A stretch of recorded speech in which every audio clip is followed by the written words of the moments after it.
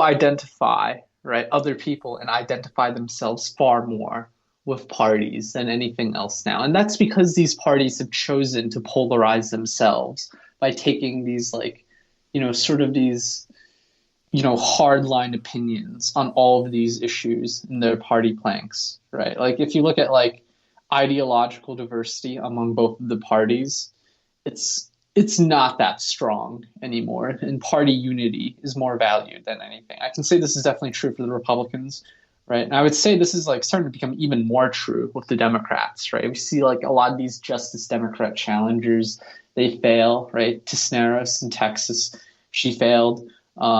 We saw with AOC, right? She seems to be more bending to the will of the general party, right? In the unity of the party. I would kind of disagree a little bit about that. Like, With her refuse, she is interested in having a primary challenger, mostly like funded by Wall Street, but that's kind of beside the point. Like, but like kind of when I see like the name Democrat, I kind of think more like that's the person who's going to support like abortion, support gay rights, support civil rights, stuff like that. Like I kind of think of the ideas. I don't think of like the Democratic Party like, oh yes, they're a Democrat. Like I don't have pride for the Democratic brand as a whole. Like I kind of think of like when I see the D with the circle on it, like that's the Democratic Party logo. I'm not like that. I don't have a positive like image. I'm not like, damn, that's like so cool. It's the D. Let's go. Like I don't have a positive like brand association with that. Almost is kind of what I'm saying. And I don't think most Americans do. Like they're just like, oh, it's a Democrat. I know what policies the Democratic are. Like what I do agree with you is like the policies that the Democrats support, the policies the Republicans support since 1960s have become much more like concrete, much more well defined. Like, but at least on social issues. But I don't think there's like immense pride in like the Democratic Party as a brand itself. well, maybe not pride, but like association, right? Like if I say, oh, I'm a Democrat, what do you think my view on abortion is? Right? Yeah, no doubt you're you are for abortion, but like I don't think people have like love for the Democratic Party in and of itself. Well, since you're more on the left, well, you're more left wing than most Democrats. I can see that, right? But yeah. I think generally, right? Like if you go by the issue, right? It's like, oh, if you're a Democrat, right? It's like, what is your view on something like should homosexuals be allowed to adopt? Right? You can draw a lot of conclusions just because you're a Democrat. And same thing on guns, right? If totally, you're like, I say I'm a Republican, like. And if you think about some of the most polarizing issues in this country, it is these social issues, which you can sort of like draw conclusions on. Like where we both live, right? Like if you are to come out and say you are a Republican, right? Like people are going to automatically draw assumptions based on that because they associate that as part of your identity, right? It's become so polarizing to identify as a member of either of these parties. And I'm sure it's the same, right? If you go to rural Alabama, right, you say, oh, I'm a Democrat. Like people are going to assume these things. Yeah. I definitely agree. Like there's an ideological association that's very, very strong with each party, but I think that's much more to do with the ideologies, but as opposed to the parties themselves is what I'd say.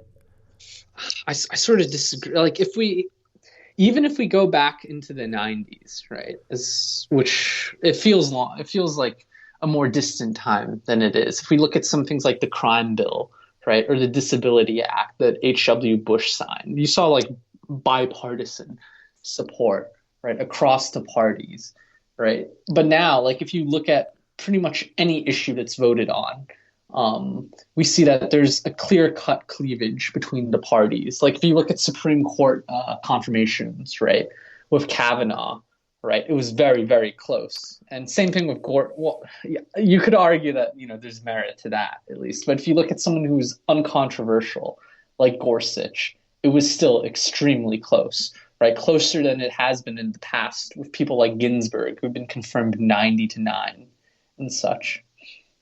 Yeah. I definitely think there's definitely more hyperpartisanship. That's for sure. but I think Yeah. it comes much more to do with like, and a lot of issues though. I would say the Democrats and the Republicans, they largely agree, and that's the issues that aren't talked about, Yeah. like funding for the military, tax cuts, like that kind of thing. I think they largely do agree on that. But yeah, I'll just give you one last quick word here, but then we will, because time is running out in a little bit. So, Of course. Yeah. Well, I think like with most Americans, right? People tend to agree on a lot of these issues, right? Like socially, like people are like fine with universal background checks, right? Socially, they probably do support more progressive taxation. Socially, they are in support of things like the death penalty, right? Economically, people are more in favor of non-progressive ideas, right?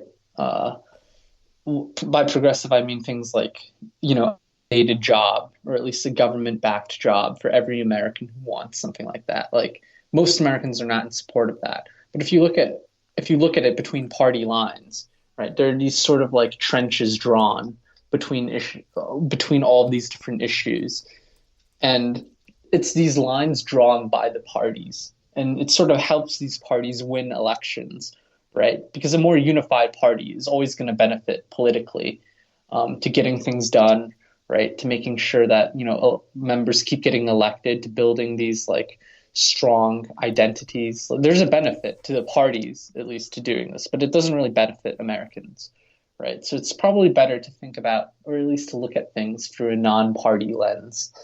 Looking forward is just my take on the whole issue.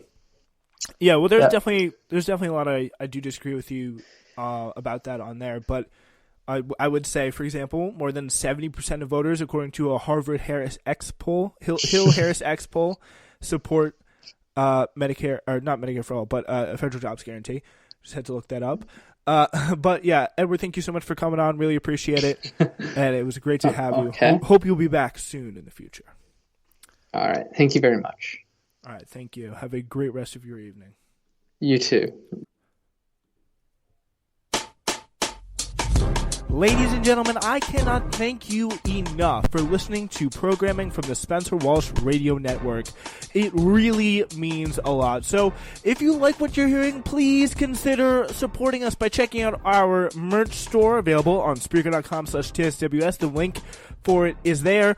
Also, if you like what you're hearing, feel free to leave us a review on wherever or however you listen. You can do it on Spreaker by leaving a positive comment, and of course on iTunes by rating and reviewing us 5 stars, and on whatever possible program or site that you listen to SWRN on, leave a nice review, leave a good comment, let us know your feedback, and also if it's negative too, I always welcome constructive feedback. Thank you so much for listening, and now let's get back to your show. We're next episode with James Stanley, so we'll see you then. It's Newsflash. See ya.